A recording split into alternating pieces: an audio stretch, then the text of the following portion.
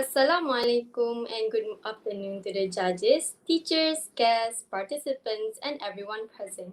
Welcome back, our loyal spectators, for today, and greetings to our new viewers to the 9 online, fully residential schools International Symposium 2021.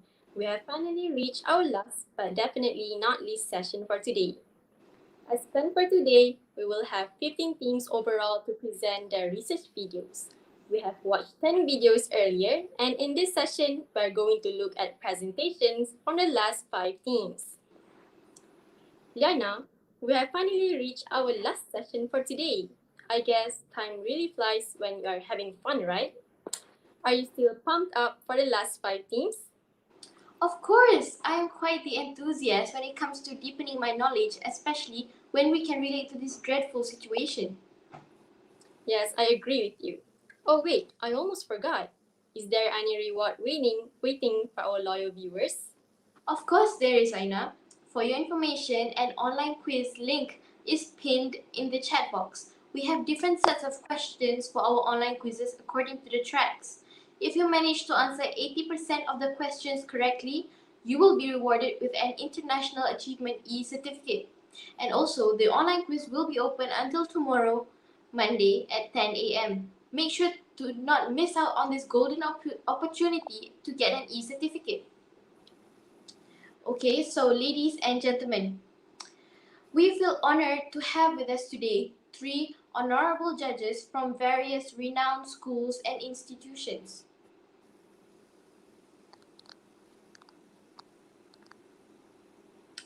The chief judge for today is Dr. Idris bin Ismail. He is the permanent delegation of Malaysia to UNESCO Paris. Moving on, the second judge for today is Miss Ana Shirin Razirabi from Sekolah Menengah Agama Persekutuan Kajang.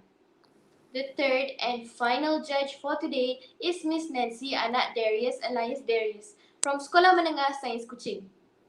Finally, I, Liana Maisarah, and my co-moderator, Nur Aina, are both moderators from Sekolah Seri Puteri, Cyberjaya. Welcome and thank you very much for being with us today. Okay, Liana, I'm sure we wouldn't want to make our fellow audience wait too long, would we? Now, please allow me to read the rules. Firstly, the presentation must focus on the sub-theme assigned to each team. For your information, in this track, the sub-theme is Social Impacts of COVID-19 on a Nation's Well-being. Next, the duration of the video presentation should not be more than 10 minutes. Last but not least, a question and answer session will be conducted after each presentation. To begin with, let's give a warm welcome to Hana Shahira binti Mat Sharizal and Nur Shahida binti Nur Shahidan from Sekolah Menengah Sains Sultan Muhammad Jiwa to proceed with their video presentation entitled The Consequence of COVID-19 on Mental Health and Human Social Life. Let them now present their research video. Please welcome. Macet in your area? Assalamualaikum warahmatullahi wabarakatuh, and good day, everyone. It is a pleasure for me to be here and address the listeners of my works. So, talking about the consequences of COVID-19 on mental health and human social life, most of people have indicated the antisocial issues. You might wonder, right, what is antisocial? Antisocial refers to the situations where one individual often avoids to spend time with other people. He or she is unwilling or unable to associate in a normal or friendly way with other people. In fact, antisocial affects 2% to 4% in men and half to 1% in women of the population. For your information, antisocial also can lead to social anxiety disorder. Additionally, social anxiety disorder is one of the most common of all anxiety disorders. Moving on, why is it related to COVID-19? As we all know, the COVID-19 outbreak has recently reached the status of a global pandemic. The society should comply by governmental rules to avoid spreading contagion. These rules could be associated with the concept of social distancing, namely avoiding contact with others. In such an unprecedented situation, social gathering and display of affection should be considered potentially harmful, while isolation is deemed unselfish. So, we have found a sample data that may open your mind on how obvious COVID-19 has impacted our social life. It is an online United States sample with antisocial behaviors during COVID-19 pandemic. With the explosion of the data in Graph A, we can see that the increasing of predicted number of times left home, the higher antisocial behavior score recorded. Despite people are still going out to seek for their necessities, surely they still can be socially active with the others like friends or neighbors, but assuredly the big not like they used to be before the COVID-19 outbreak. I'm sure you are having the same perspective like mine. Before this, you can hang out with your buddies, doing your favorite outdoor activities. So, what about now? We are restricted to do it all. Poorly, people who are experiencing antisocial issues were ready to isolate themselves and factually to know how to communicate properly with others. To sum up, this COVID-19 pandemic firmly can cause the development of antisocial behavior in humans' life to increase from time to time.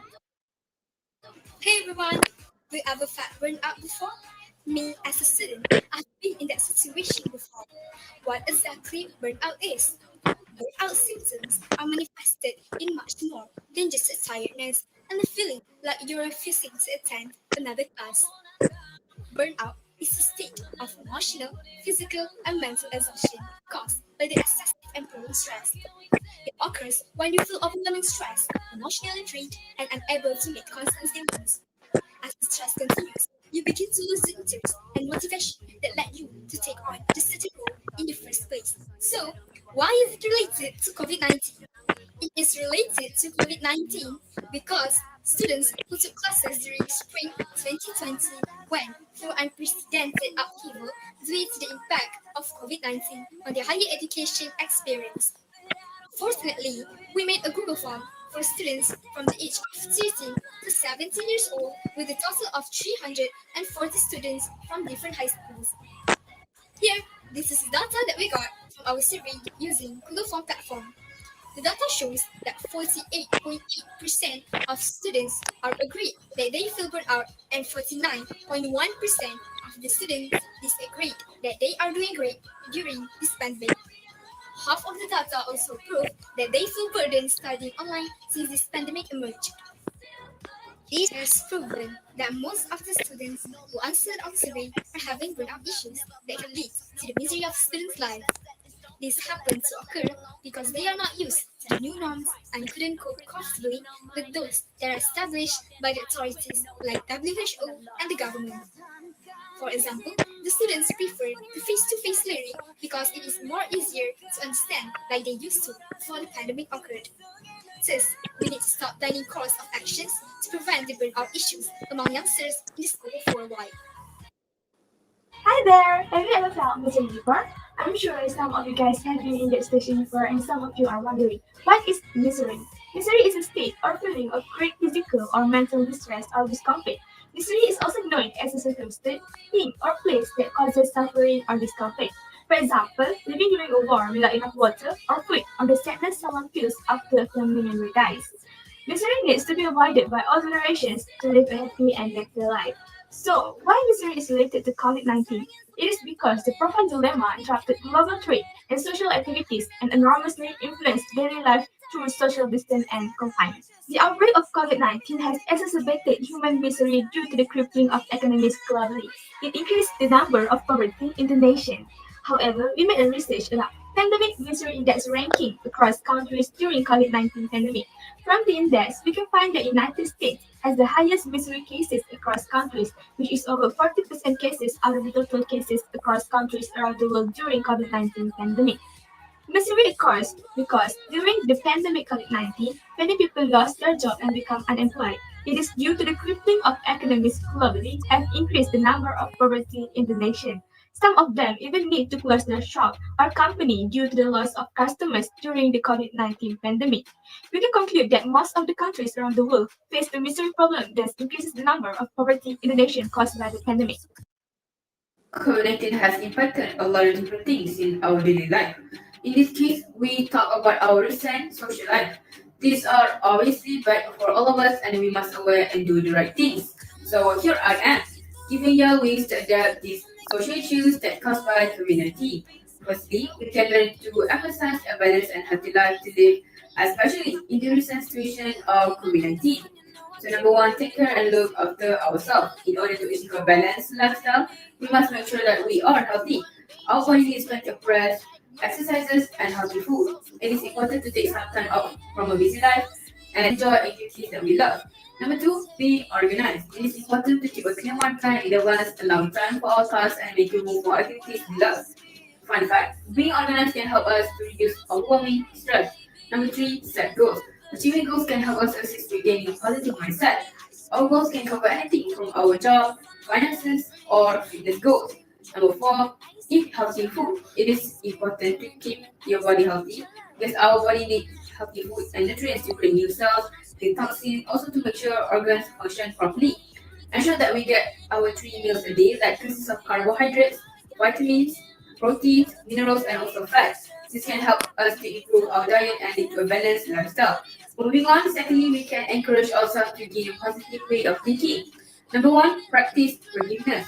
Forgiving people is the best thing that you can do to learn how to be grown up, and you will realize that everyone makes mistakes. We should be forgiving to gain positive perspective towards everyone. Number two, express gratitude. We tend to feel down because we keep comparing ourselves to someone who's better than us. We can stop feeling miserable about it with expressing gratitude. So be grateful with our life. And number three, employ a growth mindset. Having a growth mindset will make us be more open-minded and make us have more positive assumptions against complicated circumstances. Last but not least, it is important to practice self-kindness in this pandemic of COVID-19. Number one, work on boundaries. We compromise our boundaries in order to please others or to help them to feel more even comfortable. We should emphasize more about ourselves because we are allowed. We can say yes and no, depend on ourselves and our own opinion.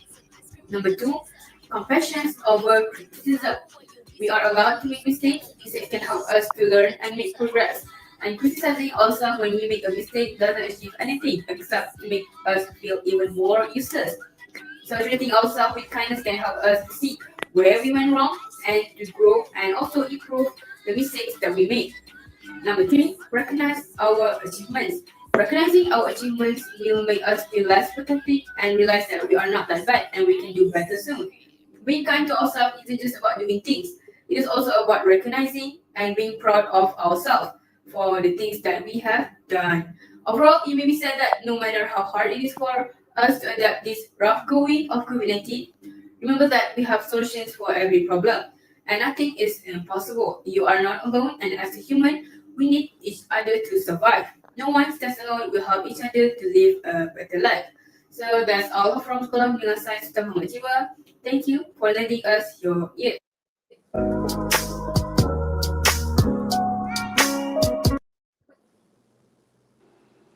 Wow, what a brilliant video presentation. Honestly, before this parallel session, I saw your video in my YouTube recommendation and it caught my eye because of the vibrant pink color and also due to the interesting background song.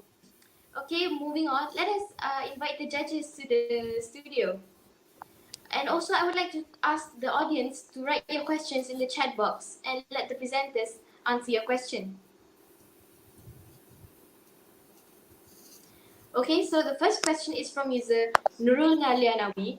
They are asking, do you think work from home helps to create work-life and balance? Could our presenters kindly answer this question? So I will answer that question. The question sounds: do you think work from home helps to create work life and balance? I think, in my personal opinion, I would say yes if they have passionate about their work. And also, like I said in the video, we have to emphasize on living a balanced and healthy life. And I think emphasize on living a balanced and healthy life, in my personal opinion, is more to self care. So you take care of yourself and you set goals, which is can increase your leadership in yourself. When you take care of yourself, you may lead to set goals. When you set goals, you're making a commitment. So when you're making a commitment, it's like an agreement to pledge what you want to do in the future. And lastly, when you eat healthy food and increase physical activities, it leads to secretion of endorphin hormones, which make us happy. So I think it's more on how you passionate about the works that you are doing right now. So I hope that answers that question. Such a crystal clear explanation. Thank you very much for your answer. Let's have another question. Do we have any other questions from the audience?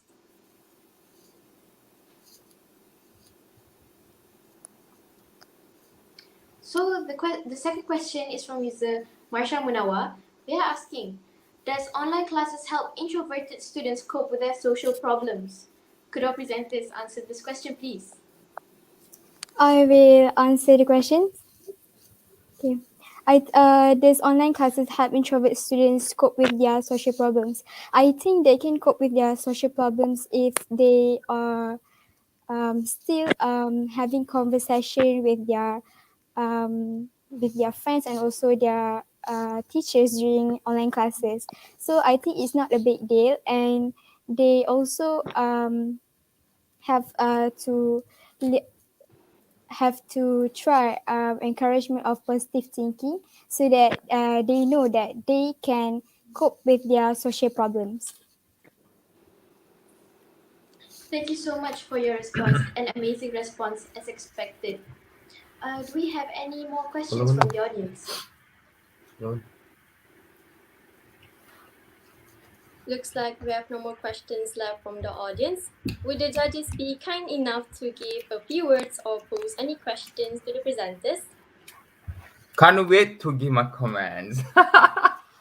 Vibrant, good guy, good girls, another girl power. So yeah, I would like to. I just so proud with you guys. You know, at this age, you guys you bring to another yourself to another level of as a young kid, you're 16 years old. You know, you can dwell into a very serious topic and about social matters. Good girls, good.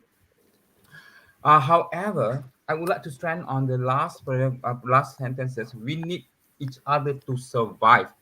Okay, I hardly give negative comment, but for this group, I need to give comments a little bit of negative.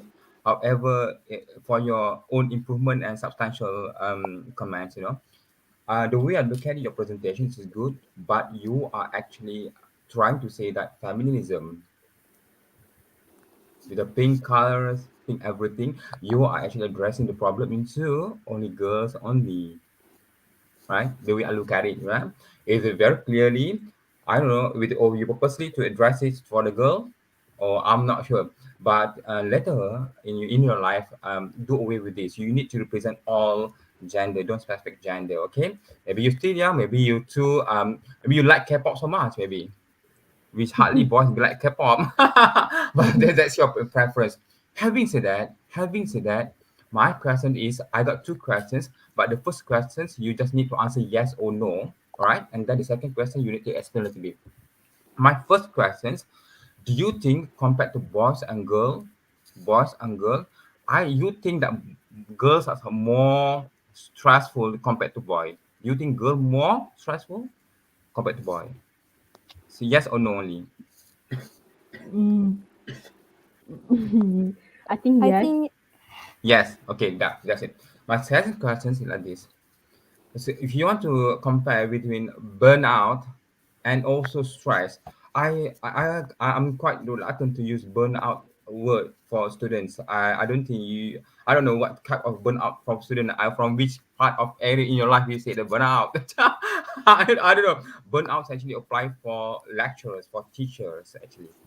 For teachers and specifically in research, most of the time, burnout only apply to teachers and also lecturers, and also those actually doing human kind of work, you know, human resource of work, you know. So how you compare between, how you differentiate between burnout and stress? Next questions. Yeah, that's all.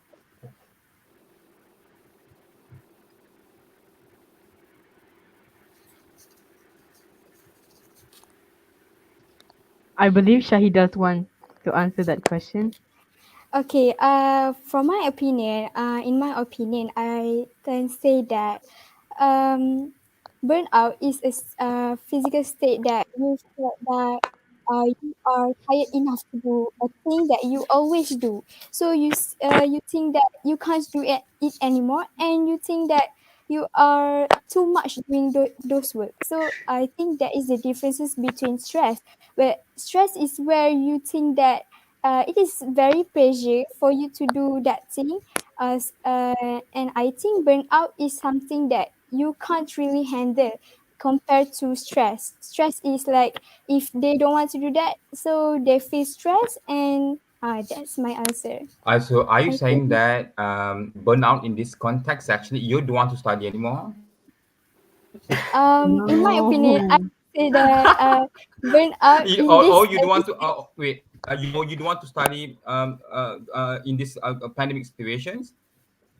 No, in my opinion, I would say that I think students, more students, is still are still cannot adapt with the new norms, so they felt burnt out and they feel like they want to give up. So that's my opinion. It's not like we don't want to study anymore. It's like they felt like they need to find a solution, but they don't know how.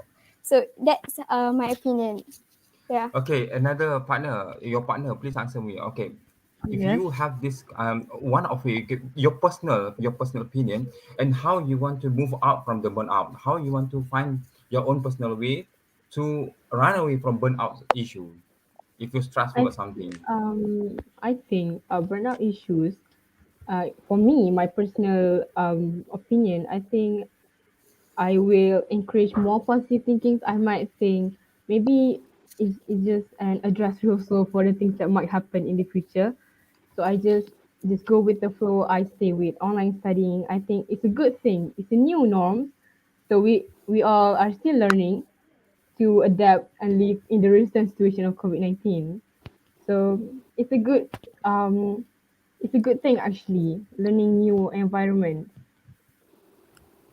Yeah, good. I think the best word is actually embracing. You need to embrace new life. You need to embrace this COVID-19 part of your life. That we can actually we you know what we have no other um ways actually to cope with this situation, and because we had because not only us, all in, all in the, around the world is actually they've got affected with these things, because we have to some because as a students, I think you need to like be more cheerful, be relaxful, just accept whatever. But you can throw your problem to your family or your friends, but don't get until burn out again. Don't get burn out again. I think that's too big word for a student. Overall, the good, very good. Hannah, Shahira, and also Shahida. Please send my regards to your two friends. You guys, you guys doing good, did good job. Yes, Thank right. you. Okay. Thank you so much. Okay. Okay, thank you very much. I'm very sorry to be the one stopping this interesting Q&A session, but unfortunately, we are running out of time. Um, Thank you so much to our presenters. Still pink color. See, thanks to pink color. As I still pink color, all pink. Okay, good, good, good. Okay. Thank you very much. Thank you Thank you very very much much for to having us. presenters Hana Shaira and Nur Shahida for this for such crystal clear explanation. Also, thank you to our judges for the interesting commentaries and questions. Okay, Aina, while waiting for the next school, I wanted to tell the audience a tad bit about this year's FRSIS. So the theme for this year's FRSIS is COVID-19 gains and losses. There are 6 sub-themes under it. The sub-themes are COVID-19, a paradigm shift in teaching and learning.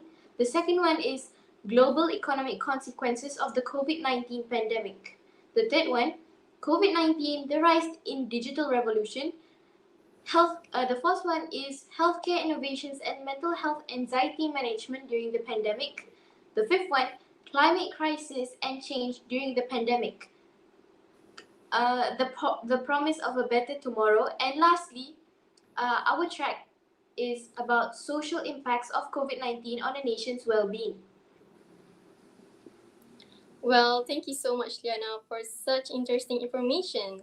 While waiting for the next group, how do you think about our online class? I mean, we have been doing online classes since the beginning of the pandemic, but I can't help thinking about the disabled students, primary school students, and kindergarteners. How do you feel about them?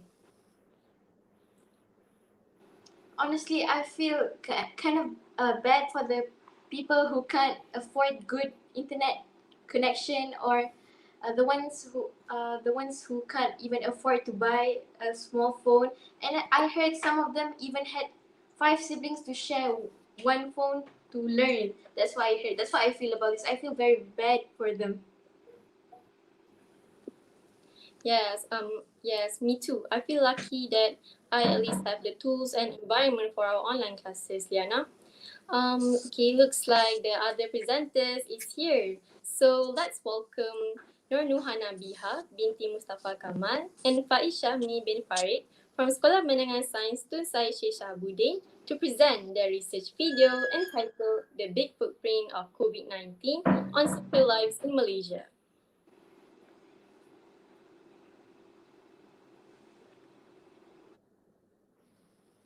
Assalamualaikum and hi, I beat everyone, and not to forget our honorable judges. Welcome to our presentation with the title of The Big Footprint of COVID-19 on Social Lives in Malaysia under subtheme number 6, Social Impacts of COVID-19 on a Nation's Well-being. Our team, the Nemesis, will represent Sekolah Menengah Sains Tun Syed Shahabuddin. So, without further ado, I'm going to start with introducing my fellow teammates. The one and only Faishahmi bin Farid. Next, we have Nur Nuhana Biha binti Mustafa Kamal, Alisha Nisrin binti Amiruddin, and me as the first presenter, Siti Nur Shafiqah binti Muhammad Sabri. Moving on, I'm going to give you a brief introduction on our research.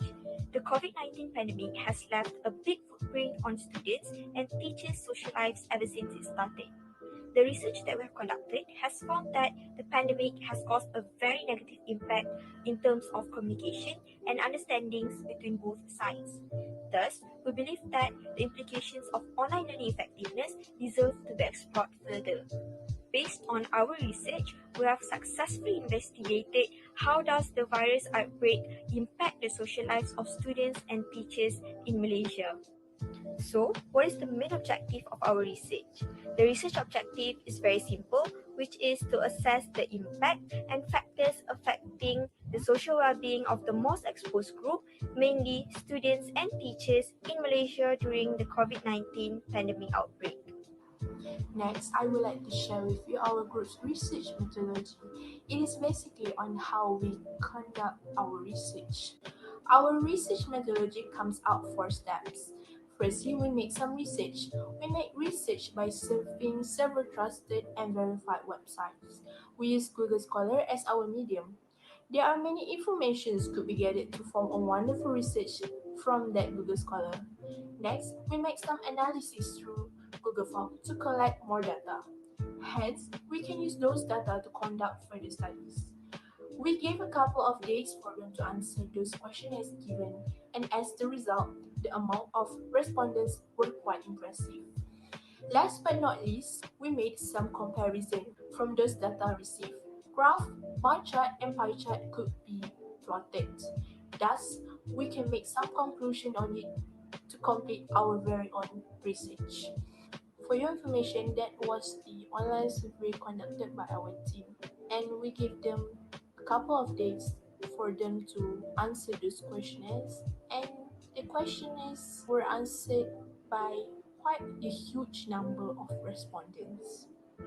So here's the result of every question in our survey. I'm going to explain about the very first question. Do you think the relationship between students and teachers during this pandemic has worsened? To elaborate the answer, I would simply say that it can be true, neither false. It is actually depends on that person whether he or she wants to keep in touch with teachers or not. He or she can choose to be proactive by constantly asking teachers for favor on homework, etc. As you can see, the pie chart shows 77 out of 177 say it's natural, which it is same goes with my answer. However, 33 out of 177 do agree about the worsening relationship between both parties. Nevertheless, regarding people who choose agree on this question, they might be struggle with their problems at home. So they found it is hard to keep in touch with their teachers. Second question is mainly about studying online versus learning face-to-face at school. You can see on the pie chart, most likely they prefer both mediums of learning.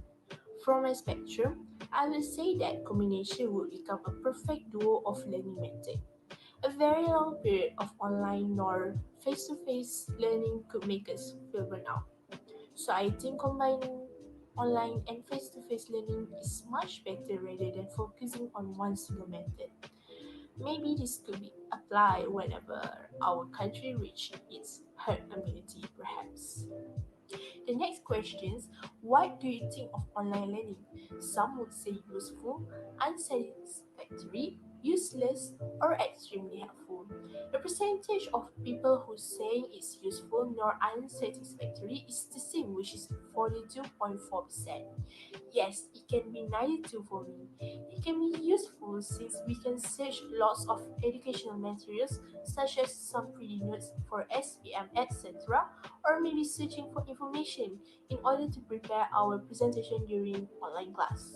We can use our gadgets at home and enjoy the high-speed internet efficiently since we, as fully residential students, rarely have those great facility while we are at the hostel.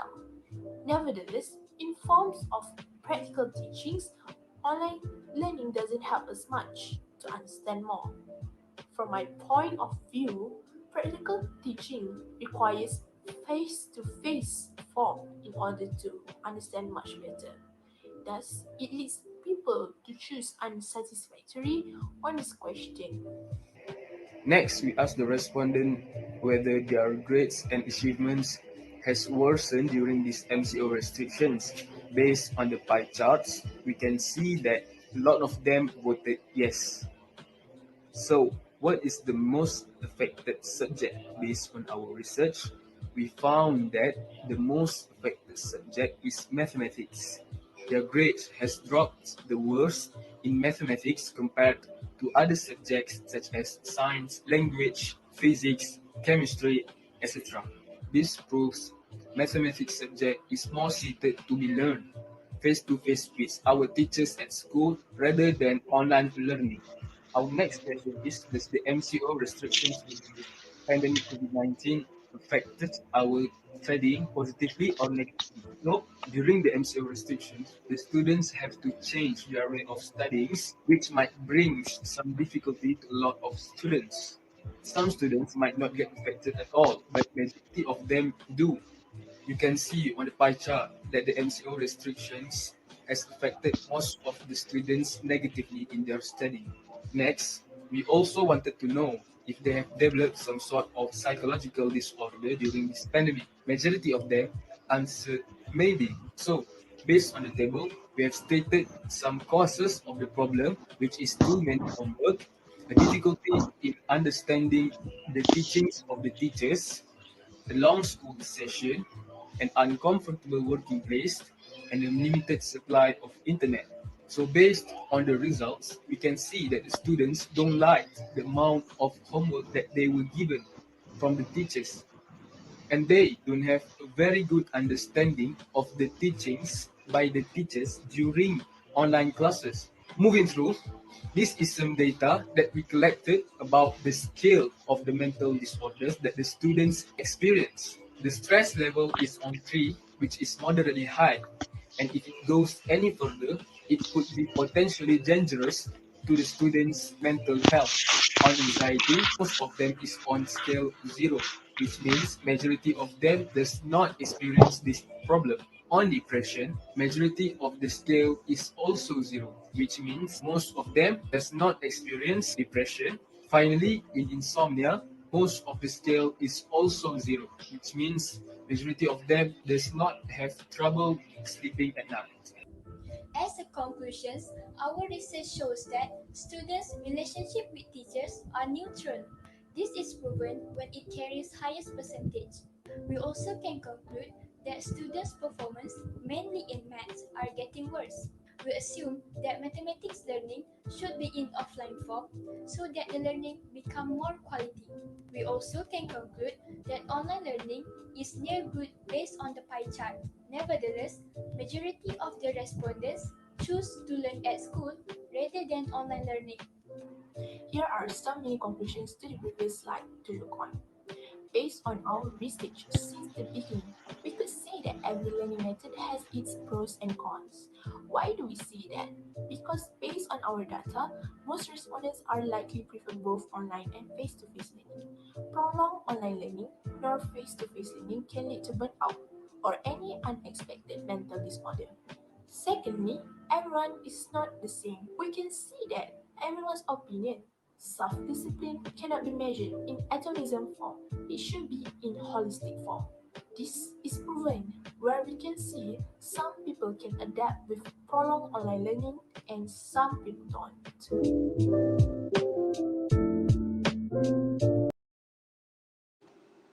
Well, that was such an interesting presentation you got there. However, despite the elaborate presentation, I'm pretty sure some of our audience might have questions lingering in their heads, right? So I urge the audience to type the questions in the chat box and let the presenters satisfy their curiosity.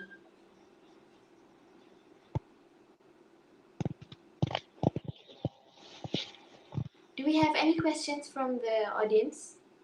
Okay, so the first question is from user Nur Alia Irdina, Nur Imatul Fitri. They are asking, in your opinion, how introvert students can overcome the social issues in this pandemic? Could our presenters kindly answer this question?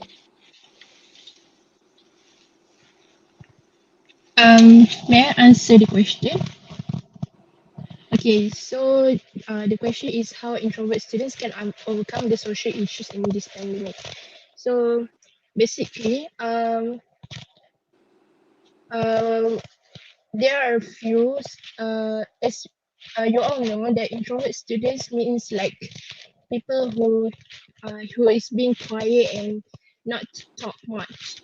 Okay, so in order to overcome it, we must he or she can search YouTube on how to improve their speaking, or maybe they can also have some have some online studies together, which is as you all know that we can have some study online with any strangers. The function of that apps is just like Google Meet, but we turn on the camera and study with them, with the strangers. So besides, so with that, the strangers won't know us very much, so they won't judge us as whether he or she is introvert or extrovert. So with that, he or she can be more comfortable to study between this pandemic. Hopefully, this can answer your question. Thank you so much for your answer. Moving on to the next question. From user Hasha Mariam, how do you suggest to strengthen the bond between teachers and students during the pandemic? Could our presenters kindly answer this question? All right, that's a very good question. So, one of the tips that I can suggest you is that if the teachers give you homework, you just do it. Okay, but if it's too much, like my teachers, he said, uh, if it's too much, just do part of it so that you can understand it well, and you can answer the question during exam. So And if the teachers ask you questions during Google Meet, don't be too quiet. Make sure your friend or make sure you answers the teachers, or you can ask your friends uh, that is almost quiet every time the teachers ask the question to improve uh, their behavior during online classes. So that's all. Thank you so much for your amazing response. I too agree with your suggestion. Do we have any other questions from the audience? If not, do our respected judges have any curiosities that would like to be satisfied or any feedback for the presenters? Okay, thank you, Liana and Aina. Nuha and Faiz, first of all, congratulations on a job well done. I'm sure it has taken you quite some time to come up with the to develop the research and to interpret the data and whatnots and finally come up with the presentation. So um, congratulations on a job well done. I just find it interesting that you decided to name the presentation as the big footprint on social when it's just related to teachers and students. So perhaps for next year, when you know, for the next team, perhaps you can have a title that is more related to the topic itself. And we can see that this angle that you have chosen is very much related to sub-theme 1, which is about online learning. Nevertheless, you have done a good job to relate it to how, you know, in our social life. Lah. So that would be my comment on your presentation. I do have a few questions. You know, we do presentations, oh, sorry, we do research to overcome a problem. And the problem in your school, one of the most prevalent one is having too many homeworks. Have you shared these findings with the teachers in your school? And if you have, how was their reaction? And if you haven't, what do you think can be done to relay this information to the teachers that the students are actually having too much or too many homework?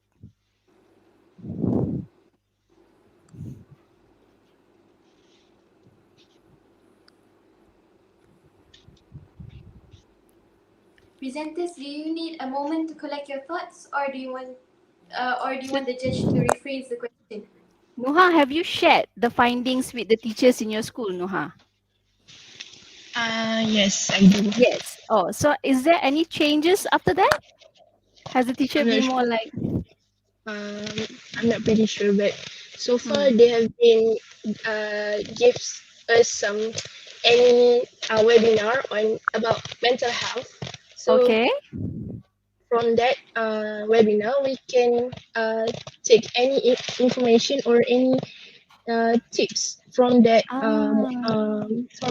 person to overcome the stress and much more during the pandemic in during online classes. So there is a positive impact from your research in your school. So that is very, very encouraging. We do research so that we can improve on a problem. So I'm so happy to see that you have managed to find a solution to the problem. And then my other question is, what is the strongest skill set that you think you have developed, both you and Faiz? What is the strongest skill that you have developed during this presentation? It's self-discipline. Interesting. When we are at home, we are not being surrounding by our teachers. We our time is very very waste on on social medias, games, you know. And when it comes to online classes, but only a small percentage of students that is very very took the classes seriously. So Okay, it depends on ourselves to improve we can depend on our teachers. We have to improve ourselves first. Thank you, Faiz. Okay, Hello, can I get 1 more minute for these sessions, please? Okay, moderator. sure. All Let's right. start. Nuna Nabiha, and also your friend. I think I like this group because you know what? Nur Aina, Nuna Nabiha, you one of my presenter. You know, because of what? You are very sincere. You own your research. I can see that. Okay, that's what I like it very much. Okay, also it goes to your friend when you use English, not necessary to have a slang or certain level of English. When you speak to express, not to impress. That's most important. I think you guys convey it very efficiently. Nuna Nabiha, you're very good. You own your research. Let you did your own. I know because I'm a reviewer for many papers and for many students. I know whether you own the research or not. For Nurul congratulations to you. Okay, congratulations. You just speak your mind. Also to your friend. Good luck. Just you need to unleash more potential in yourself. Be confident. Okay. Good luck in the future. Thank you very much. Okay, thank you very much. Looks like we are running short on time. Thank you very much to the presenters, Nur Nuhana Biha and Faiz Shahmi, for providing explanations for the audience, and also thank you to the judges for the questions that have surely given us some thoughts, and for the positive feedback that have surely given some guidance to the presenters. Well, Diana, I have been wondering for a while, do you have any ideas about our sub-theme for today? Well, Aina, as we all know, for this track, the sub-theme is Social Impact of COVID-19 on a Nation's Well-Being. The ongoing stress, fear, grief, and uncertainty created by COVID-19 pandemic has weighed on all of us and has definitely changed our life the way it used to be before. Many governments have imposed countrywide lockdowns to curb the spread of the infection. Many families have also lost financial stability during the pandemic. Not to mention, children and teenagers have had an especially tough time coping emotionally.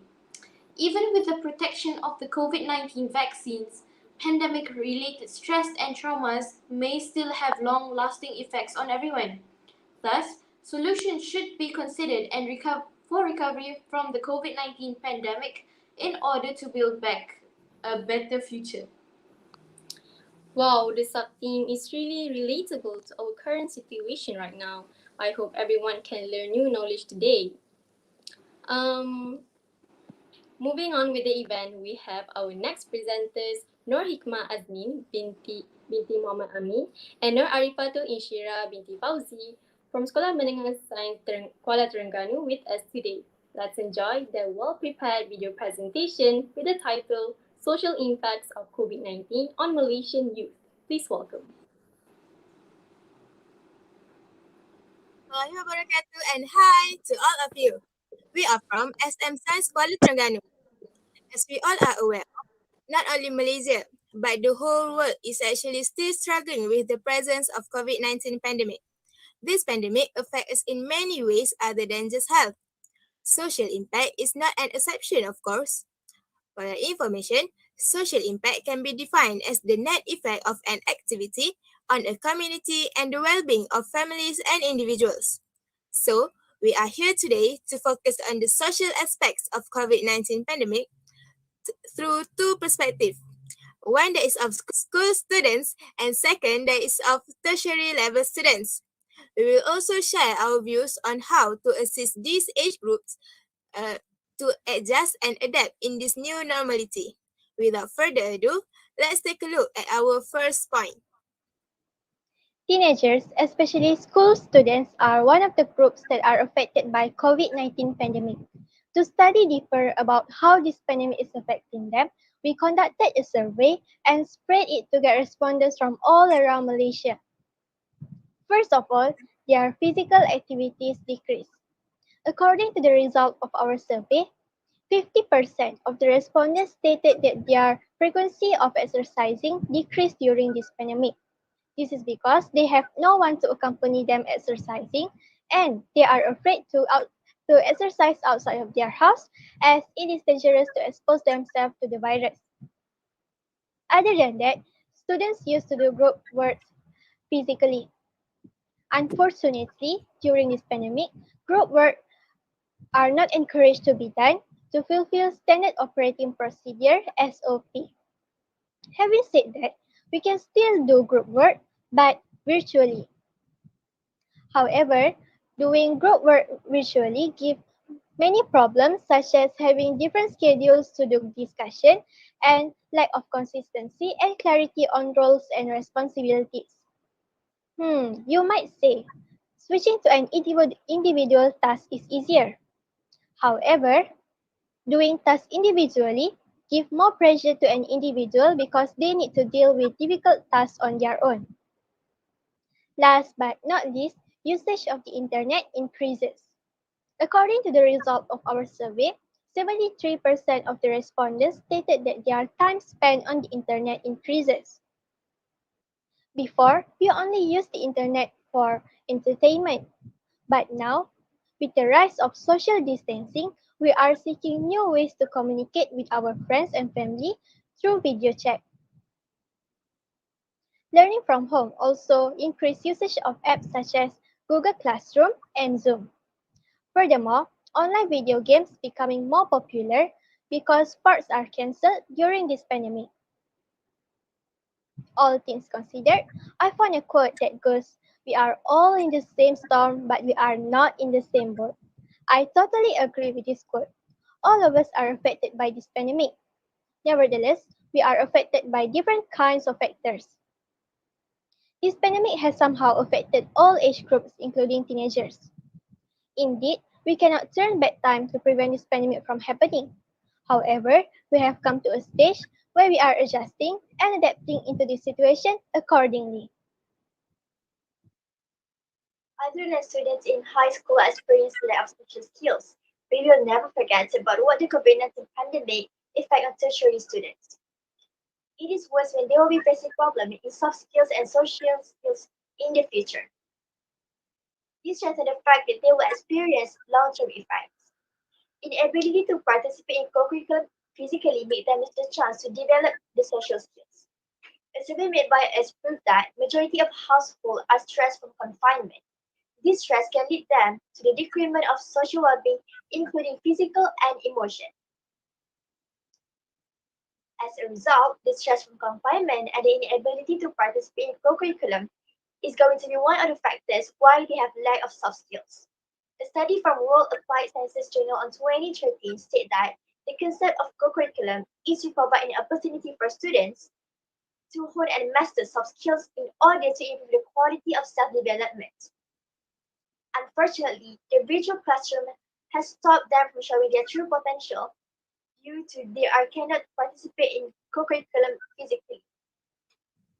Hence, students are not only lose the chance to develop social skills and soft skills, but they're also going to experience lack of authentic experience with the outside world.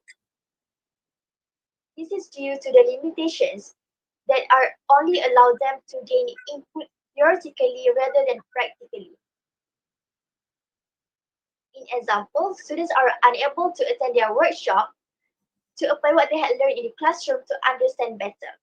Other than that, this is also going to happen due to virtual classroom is going to give them challenges in practicing teamwork and learning practical skills effectively. Physical classroom requires everyone to speak their mind, communicate with others, and to work with a group of people with different viewpoints.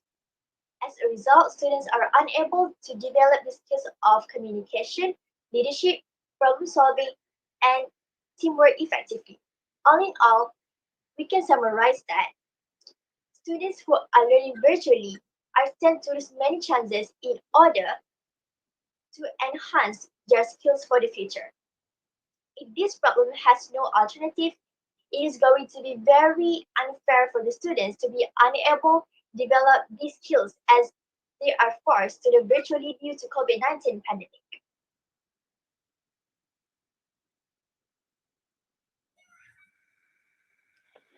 It is true that us students suffered a lot. Even so, every problem has solution.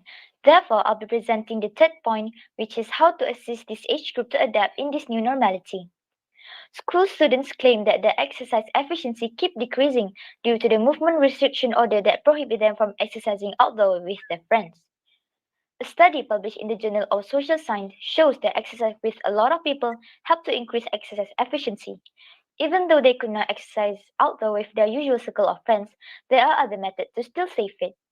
For instance, they could join an online workout club. Les Mills Asia Pacific provides the ultimate group fitness solution that could help them to achieve success and help more people to fall in love with fitness. This is really important to keep themselves motivated so that they could finish the program as they are able to exercise with the people with the same goal. Keeping this up could really help them to go through this COVID-19 pandemic. Other than that, this pandemic may also affect their social skills due to lack of face-to-face experiences while learning. These include team projects and public events that help to develop various social skills. They will need a reliable leader that leads the team to their success. Therefore, it is essential for students to develop their leadership skills. Unfortunately, this pandemic had limited the chances. Luckily, there are other sources to assist this problem. Inspirational leadership provides the opportunity for students to expand their leadership skills and enrich the way they mobilize others. This will include the ability to examine the leadership strengths and weaknesses as well. The program equips them with essential tools to build a strong relationship between the members, increasing engagement, and shape a culture of high performance. Therefore, problems such as lack of consistency and clarity on roles and responsibilities between the members could be avoided. We could not deny that the tertiary level students also face a lot of hardship as this pandemic had delayed their plan to continue studying to the new level. Moreover, there are potentially lack of soft skills. Nevertheless, everything has solution. Coursera provide various offers for online courses that they could join. It is very important for them to develop their problem-solving skills, participate in public speaking event or competition to train the ability to talk to others, becomes familiar with various work ethics, and develop a great teamwork spirit between the members, therefore readying them to be employed. Our presentation is near its end already, so here I am to sum it all up. Surely, we can say that COVID-19 pandemic gives us various losses. But why don't we look at the bright side this time? During this pandemic, the chance for us to create bond with others outside of our circle of friendship is really high. This is because there are many people with mutual interest access in the social media. We can try approach them first, and trust me, it's worth it. Other than that, we become more sensitive towards each other's state and condition. In other words, it is our opportunity to come together as a society. Therefore, instead of grieving on the losses, let's acquire the gains that we could get.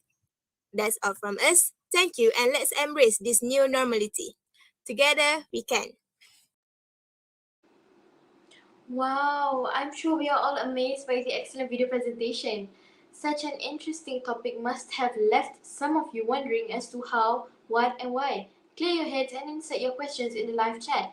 And also, without wasting any more time, let us invite the judges to the studio.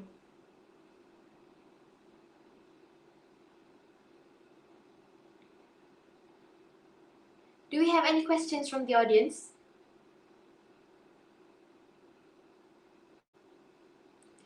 Okay, so this is from user Nurfiza Muhammad Isa. They are asking, according to NCBI, as of late, the world has seen a hike in suicide cases among students as they weren't able to join online class due to financial reason. Could you give a suggestion on how to solve this? Our presenters, could you kindly answer this question? Thank you for the question. I will be answering the question. So the question is, can you give a suggestion on how to solve this? I believe that there are many backgrounds people have. So in a school, there are some people who cannot afford to buy internet for their online classes. I believe that the teachers can also help the students to buy them internet and also their friends can also help them. Okay, thank you so much for your answer. That was an amazing response. Do we have any other questions from the audience? Okay, so this is from user Irfan. The question is asked, you said that social skills can be affected by this pandemic. To overcome this, how should students behave? Could our presenters answer this question, please? All right, thank you for the question, and I'll be answering the question as well. Okay, social skills is what we learn during school. So, to overcome this problem, when we are having the lesson virtually, there are other courses that they could join. If you can see during the video, I have listed a few. I have listed a website that could help them to develop these social skills. For instance, Coursera and Inspirational Leadership. This website had method for them to develop the social skills such as their leadership skills that they could learn virtually as well. But this program provides the help to assess their weaknesses and strengths as well. So even though we are learning this virtually, it could really help them to develop the social skills. I hope that answered the question. Thank you so much for your answer. We are so privileged to have such brilliant presenters to clear the air. Do we have any other questions from the audience? Well, considering there are no more questions left from the audience, do our judges want to give a few words to the presenters, or do you have any questions that would like to be answered? All right, a very good afternoon to the presenters. Okay, very well done. It is really well explained. Okay, so your topic is about social impact on Malaysians youth, today's youth, is it? All right, what about you? How do you cope with the situation now as a youth? Thank you for the question. Um, as for me, we start our class at 8 p.m. and it ends at 12 p.m. We have a 2 hours break before we continue our class from 2 p.m. until 4 p.m. So, of course, we have so many homeworks to do that day, and we have some of the homeworks we need to submit it on the day. But I think so many people state that homeworks cannot be done because it is too hard for them to do it themselves. But as for me, I always talk to my friends at night to do our homeworks together by using Google Meet. So I think it helped me a lot. Good. What about your friend then? My friend? Yeah, the second presenter.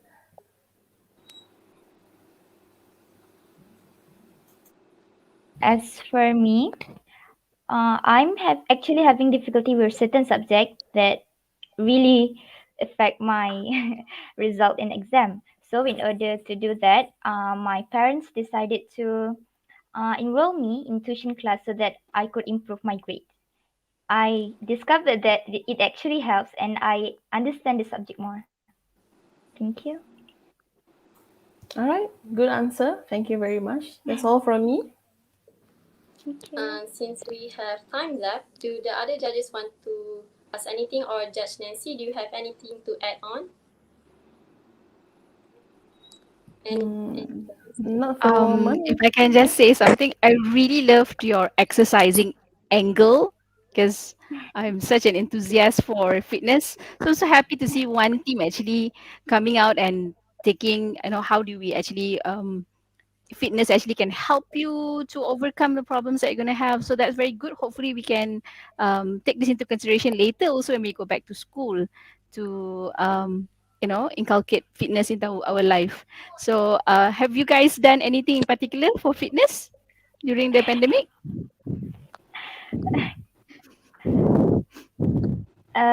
For me, my family has this exercising bicycle that they bought. I use it regularly but not daily. Okay, great. Something. How about you, Arifatu? My family are into senam aerobic, so There are some evening we do senam aerobic together. Oh, nice. At least we get to spend time with our family and be fit at the same time, right? Sekejap. Okay, thank you so much, everyone. Looks like we are a bit short on time.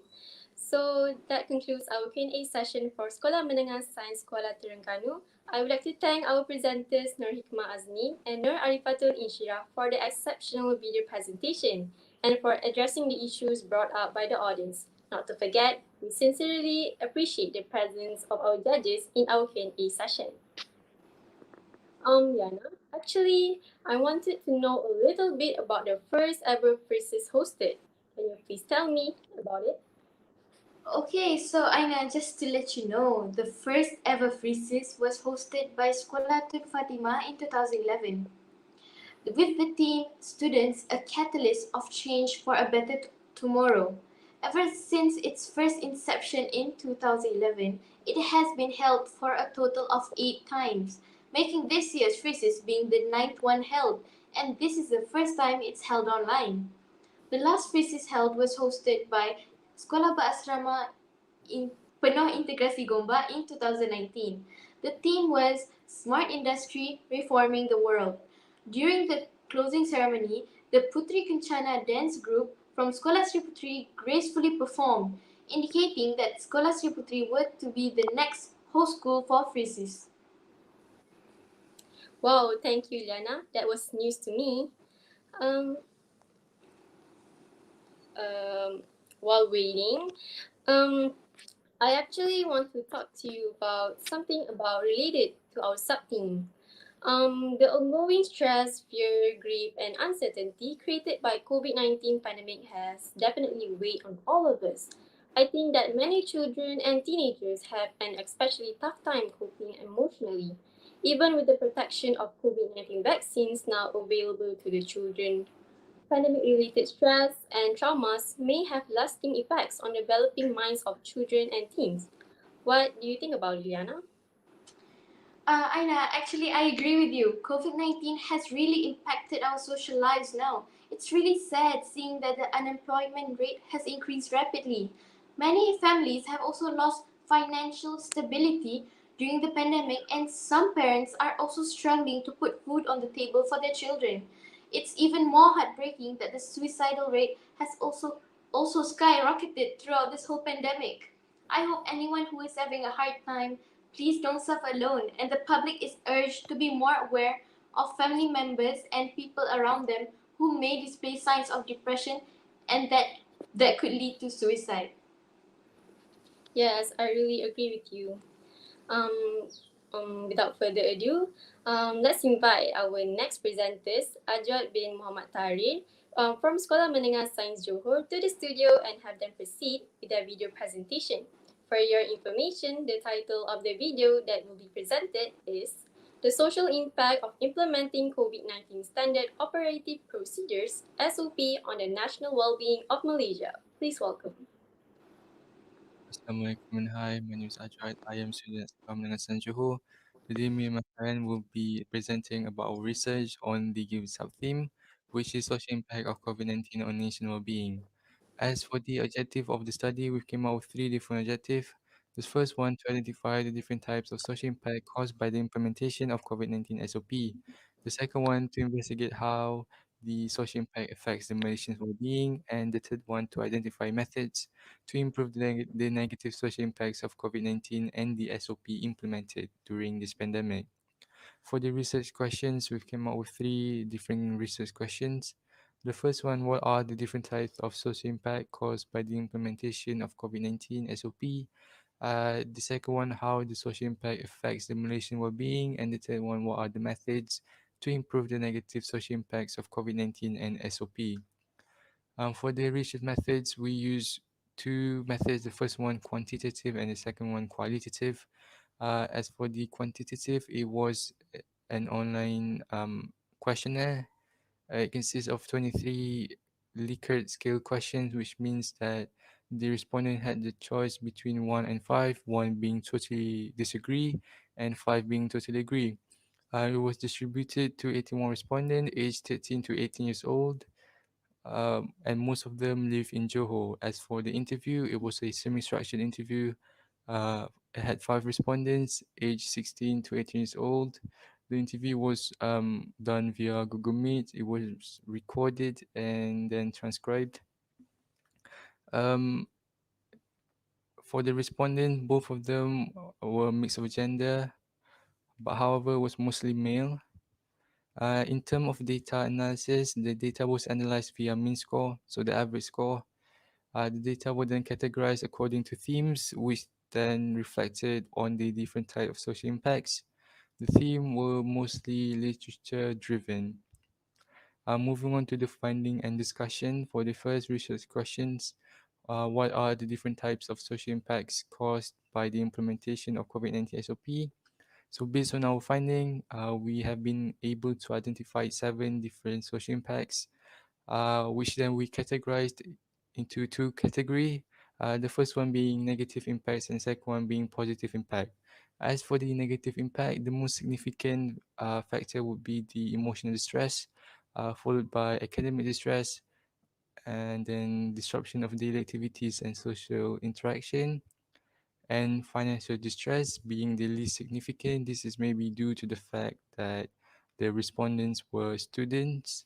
And as for the positive impacts, the most significant is the perceived benefit.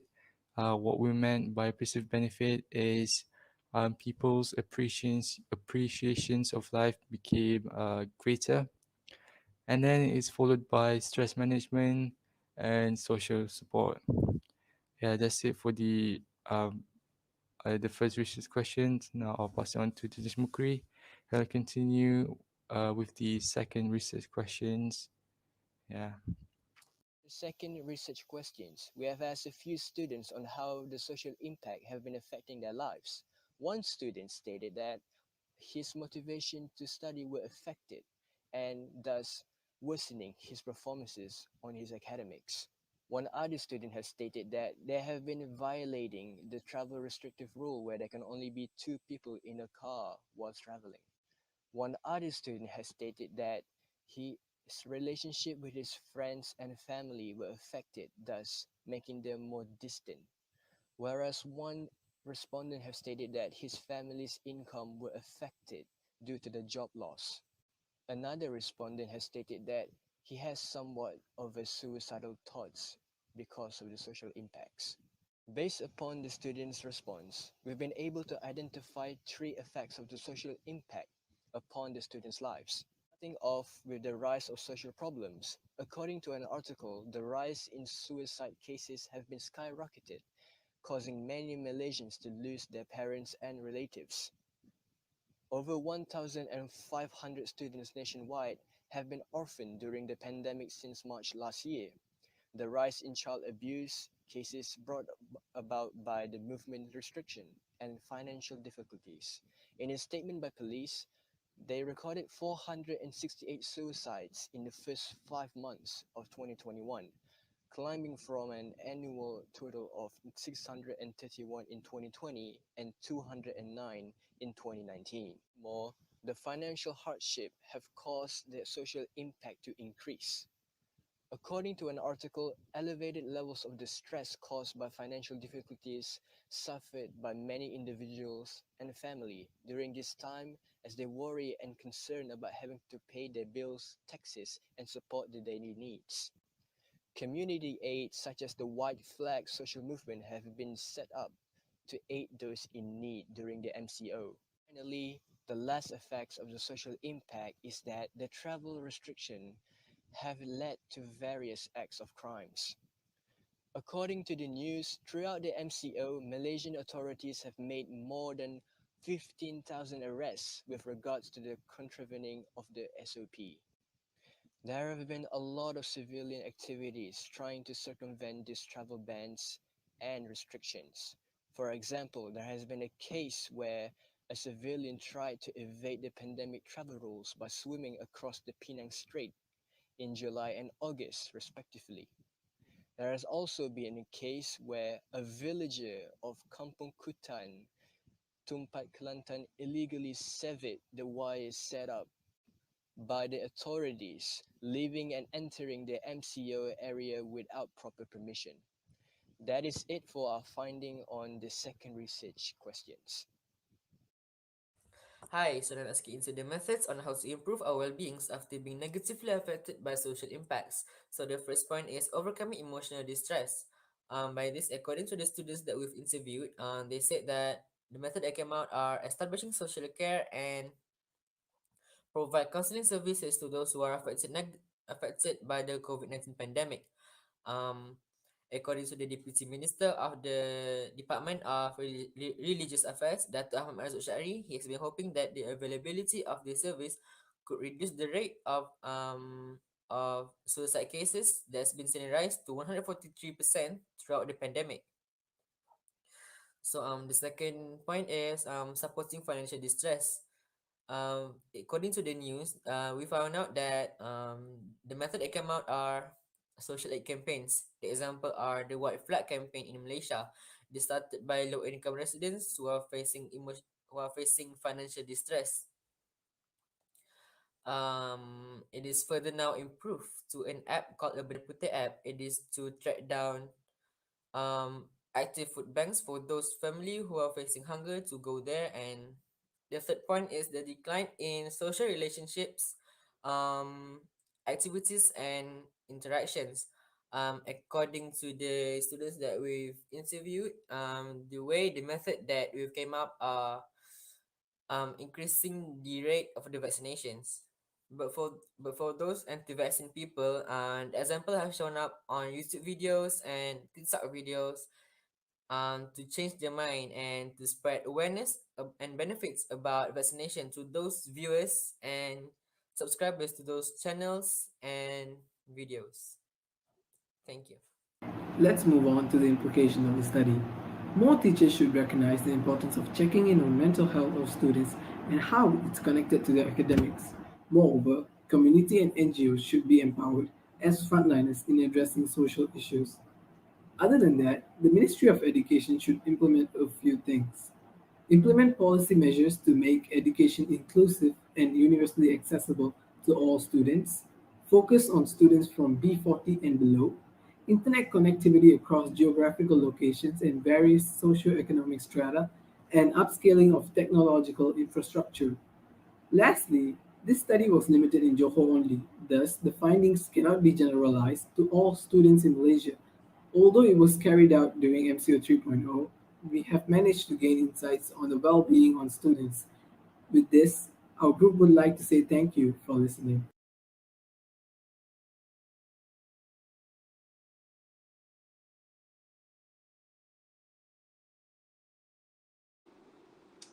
Wow, that was such an interesting presentation you got there. To move on with our question and answer session, let us call upon the judges to the studio. And also, I would like to tell the audience to type your questions in the chat box and let the presenters answer your questions. Do we have any questions from the audience?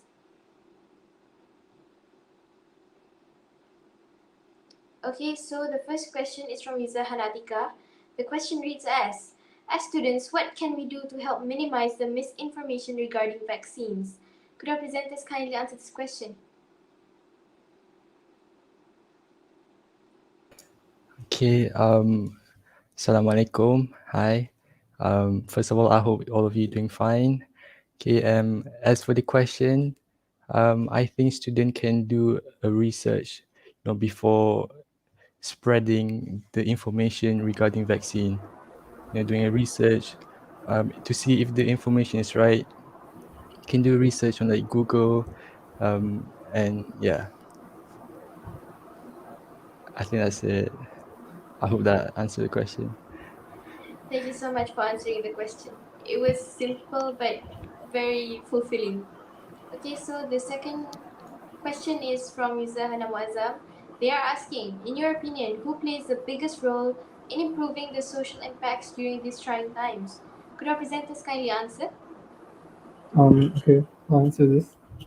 In my opinion, I think everyone plays the biggest role in improving social impacts during these trying times because every single one of our contribution is important to everyone.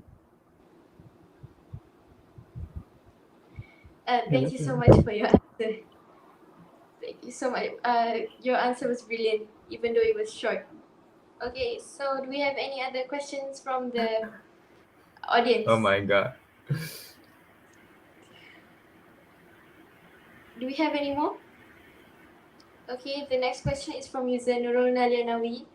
She's asking, do you think the closure of recreational and public parks is the answer to curb this crisis? Could our presenters answer this question?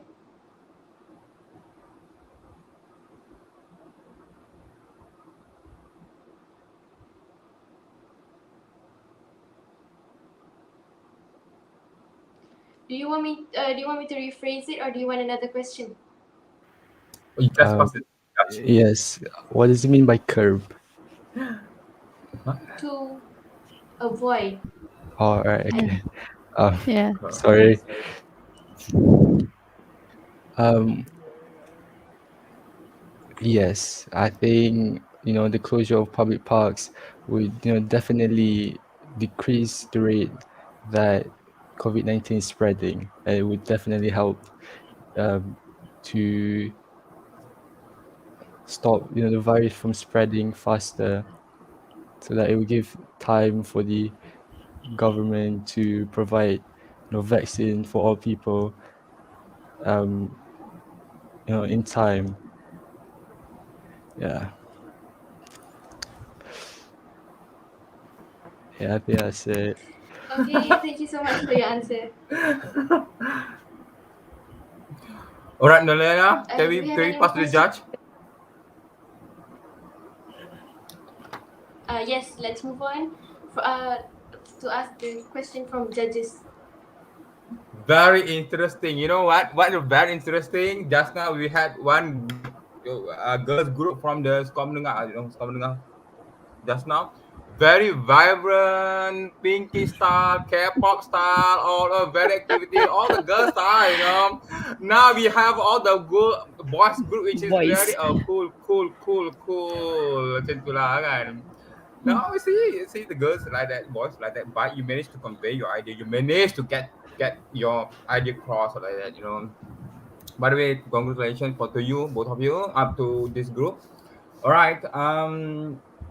Okay, basically like this. If in terms of research, I think it is very good. It's very technical. Hello. Okay, it is very technical. But to me, it's too technical for your age. Too technical for your age.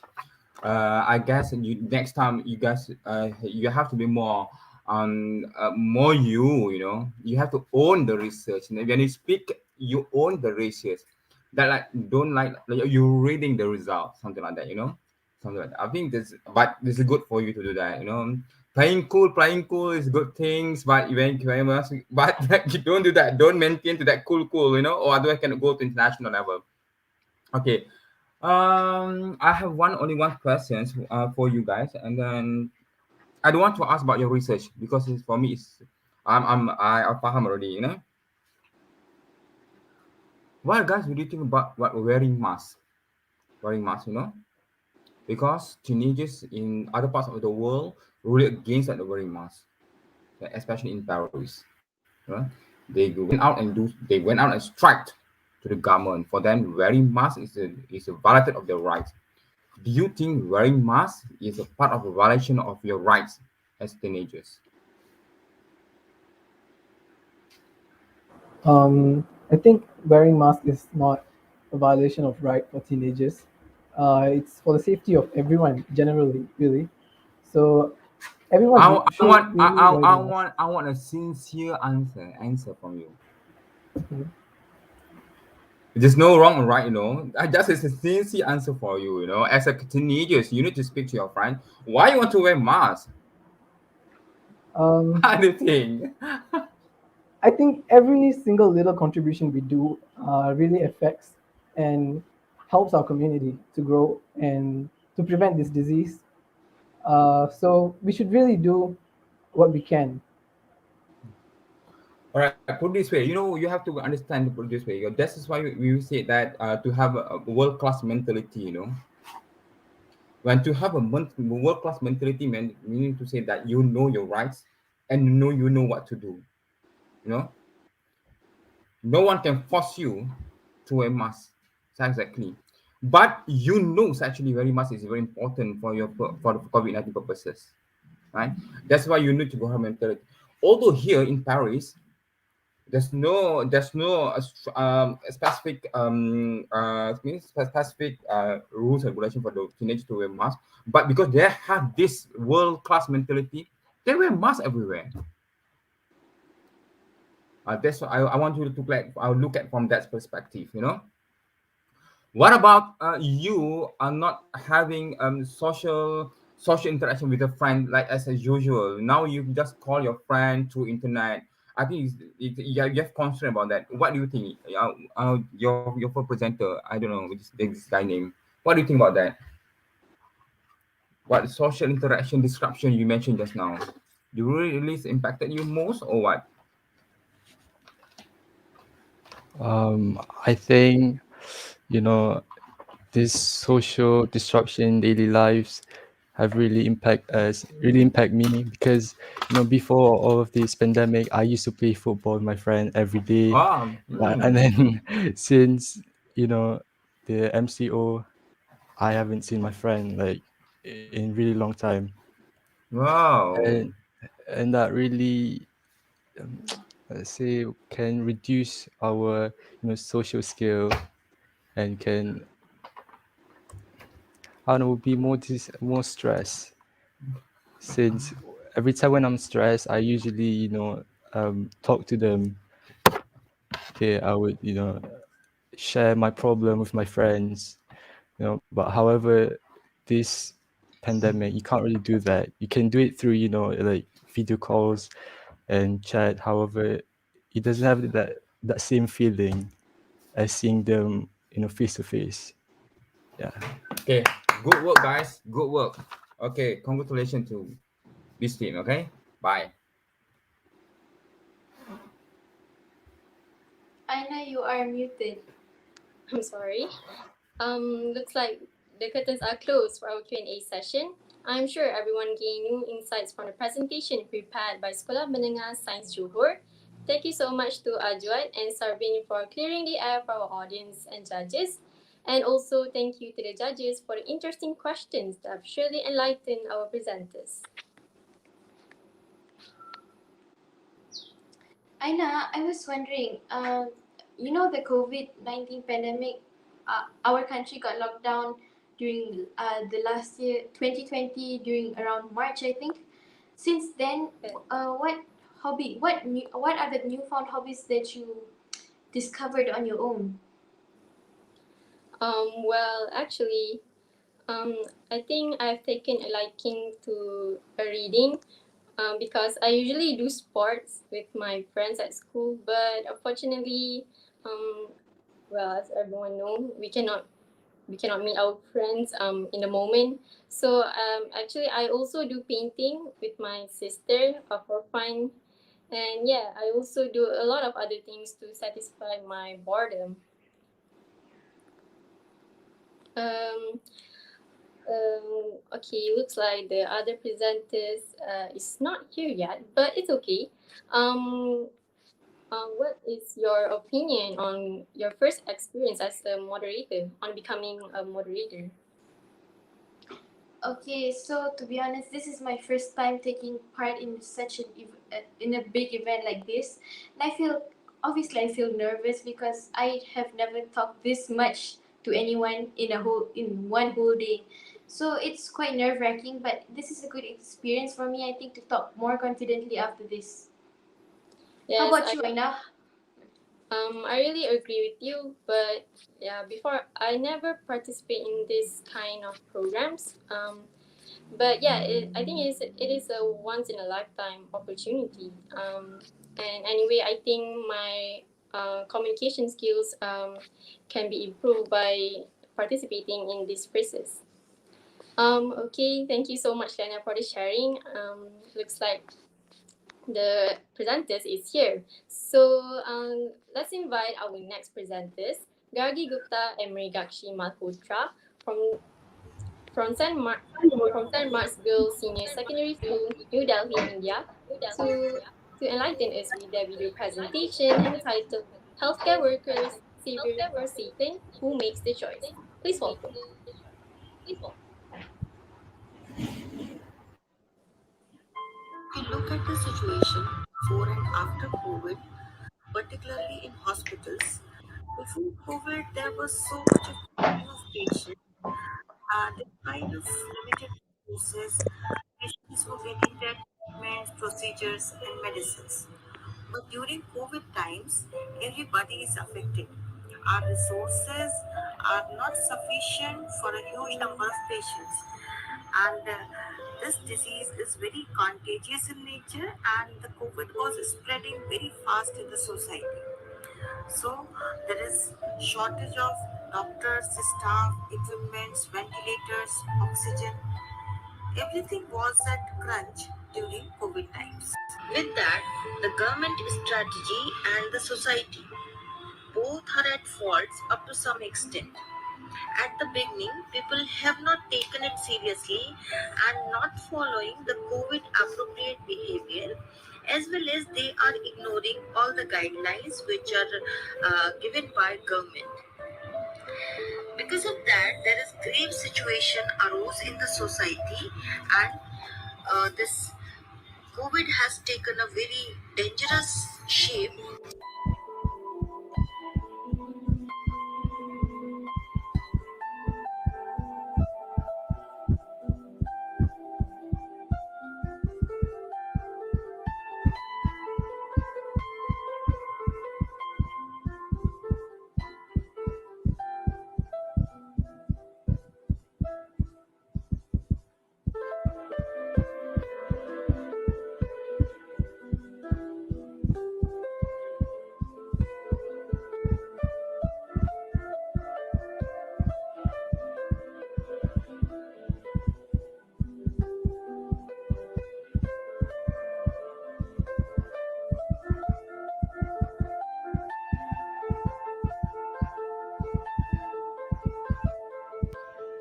Healthcare workers have been on the leading edge of this pandemic, gambling and devoting their lives to take care of those in need.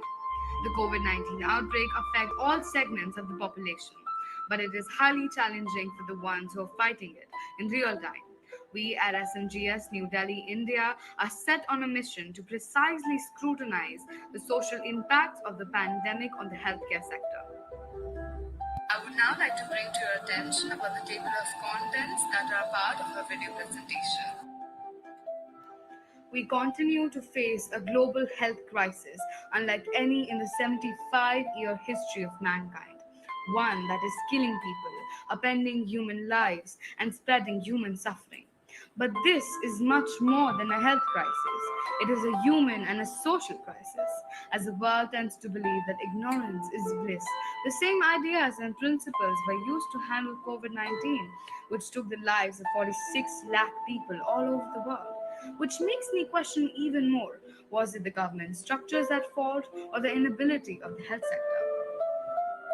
While taking a note of the violence that the healthcare community face, it leads to an ever big question. Are healthcare workers saviors or Satan? Our study aims to investigate further for the same cause. Well, COVID outbreak shook the whole world and led to great changes. Healthcare workers say that before COVID, crowding of patients was a normal sight. However, due to the outbreak, the resources were not enough to suffice the whole population. There was a shortage of PPE kits, ventilators, and oxygen cylinders. All of this caused a hue and cry. The positivity came from the increasing rate of recovering cases. But on the other hand, delaying the declaration of COVID as a pandemic made the virus take a serious turn. It's high time everyone should realize that it's the COVID warriors who have been saving us from this havoc, and they should be fully supported. We must follow the COVID appropriate behavior at all times and adhere to the guidelines.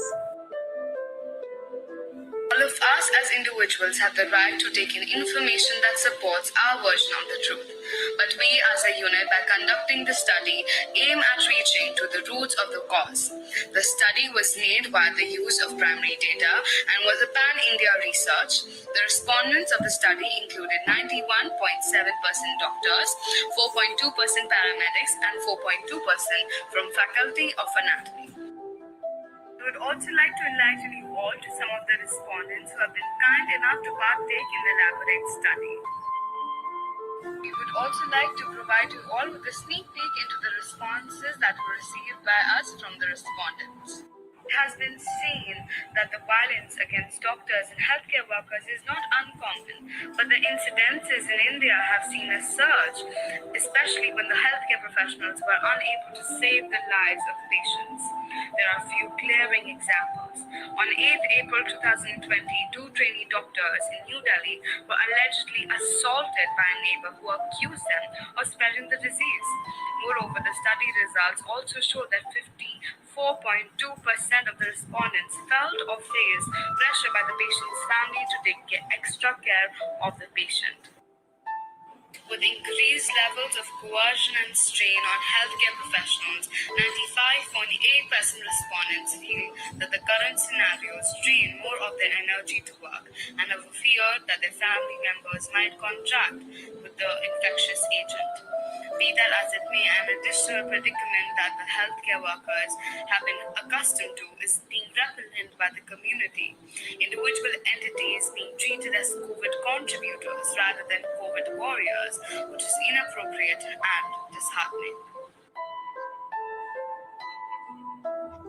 Though the transport system was completely shut, the COVID warriors still proceeded with their duties and traveled to distant places.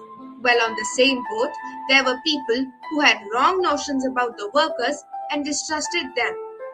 Some of the respondents of our study thought that they should have been provided with extra amenities for being frontline workers. Conducting the study was an eye-opener and gave a true vision of the complications faced by the COVID warriors, who risked their lives to save others. But there were some shortcomings even. Taking personal interviews was quite time-consuming, whereas mailed questionnaires had large chances of misinterpretations. And now for the million-dollar question. Are health workers saviors or Satan? Out of the eye-opening research done, they are clearly saviors because without even thinking about themselves, they chose to save the mankind. They surely deserve respect and shouldn't be vandalized.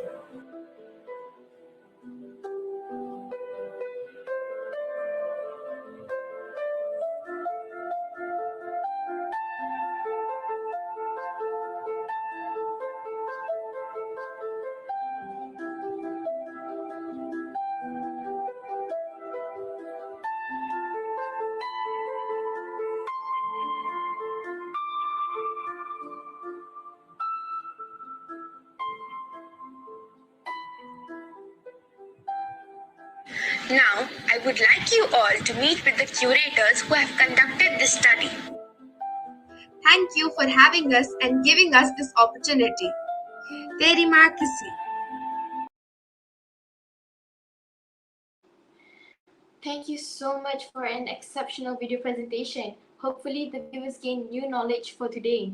To resume with our event, let us have the audience ask a few questions in the chat box. And also, without wasting any more time, let us invite the judges to the studio.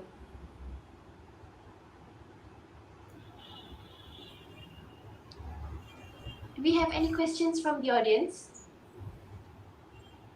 Okay, the first question is from user Siti Ashira Ismail.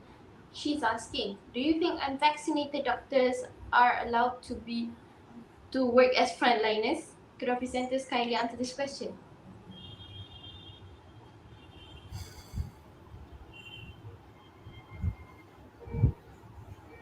Presenters, are you unclear of the question?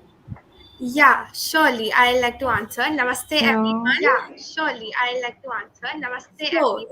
if the doctors are unvaccinated, they will surely be as frontline workers. First of all doctors in India have been vaccinated because they were the first ones who faced COVID. Like, they're the frontline workers, so they were vaccinated first of all. And even if a fraction of percent are left, they'll still be continued to be frontline workers because we had a major crunch of frontline workers.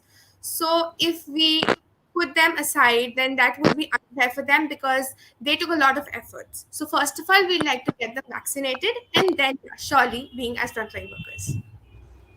Thank you so much for your answer. That was an amazing response. Do we have any other questions from the audience? Okay, so the second question is from Ms. Akila Ufa. She's asking, what type of approach would you take to change the mindsets of anti-vaccines? Could our presenters kindly answer this question? Yes.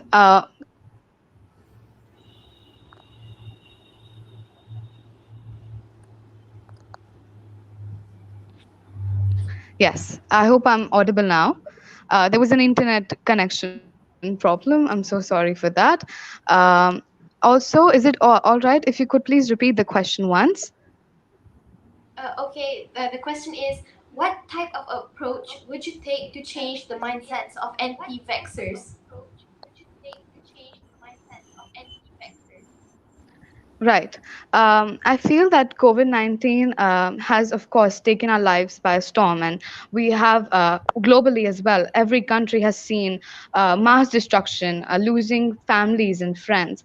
And the only way, also during our research, the healthcare professionals were nice enough and kind enough to let us know about what were the ways that the people could help and could do their bit, which was definitely by vaccines and by taking in vaccines because they have been taken care of. And also I would say that the three paths through which we can help is following COVID appropriate behavior, following the SOPs, wearing masks, which are tightly, put on, and they do not really cause the virus to communicate between the two people, and the vaccine, because it has been taken care by the medical professionals and each doctor has had them.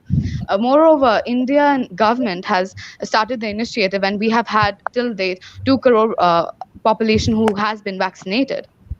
So it is definitely the right step forward, and it is the right thing to do, so that we all go back as quickly and as fast to the normal conditions where the schools open and we are following the daily routines that we have been.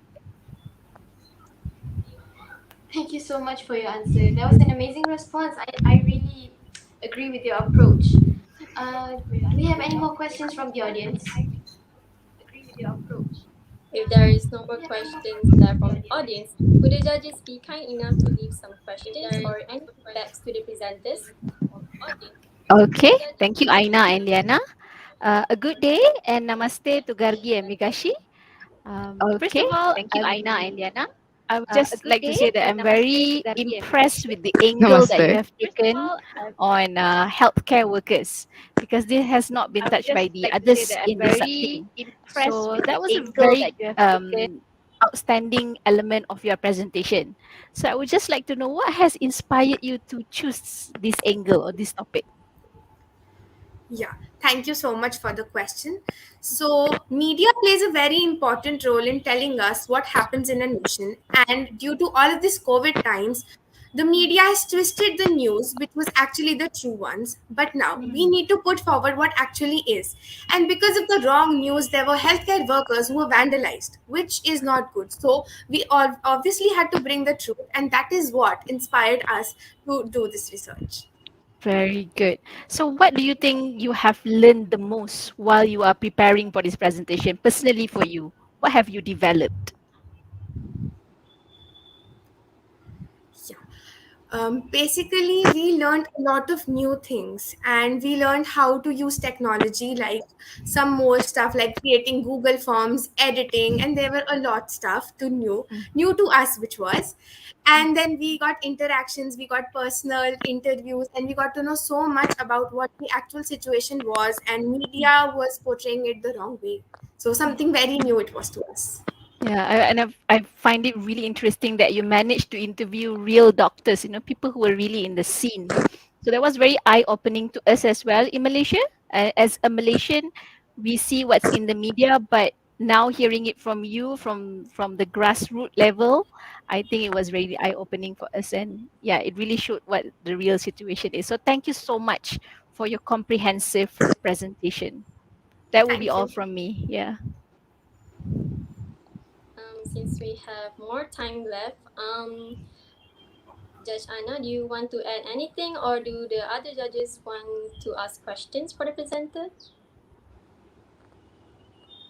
Okay, perhaps how long did you take to from the beginning to create the Google Forms to carry out the research and finally doing the presentation? How long did it take you? Maybe Gargi can answer this one if her internet is okay.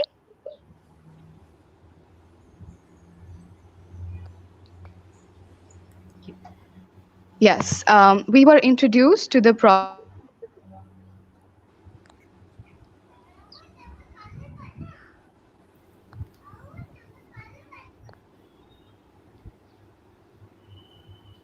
I'm sorry, presenter, but currently you are muted. Can you please turn on your mic? I think she is having a little technical issues. So I answer this? Sure, Mikashi, yeah.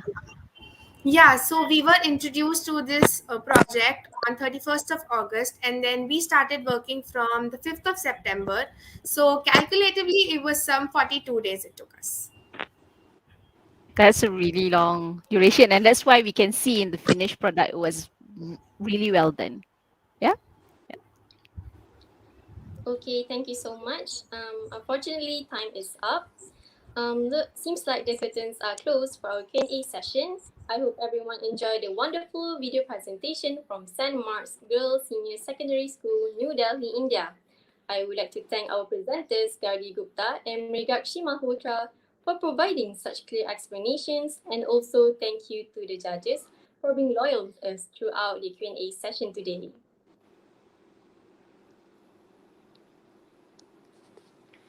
Okay, so before this session ends, we would like to remind you once again that there is an online quiz posted in the chat box at the end of the first session. For your information, if you manage to answer 80% of the questions correctly, there will be an International Achievement e-certificate waiting for you. The online quiz will be open until tomorrow, Monday at 10 a.m. Be sure to keep an eye out for the quiz. Unfortunately, despite the interesting presentations and question and answer sessions, all good things must come to an end. This marks the end of our symposium for today. Hopefully, the research presentations have shed new light and given us new insights on the issues involving the COVID-19 pandemic. Signing off, I am Liana Maisara. And I'm Nur Aina. With that, we thank you. Till we meet again.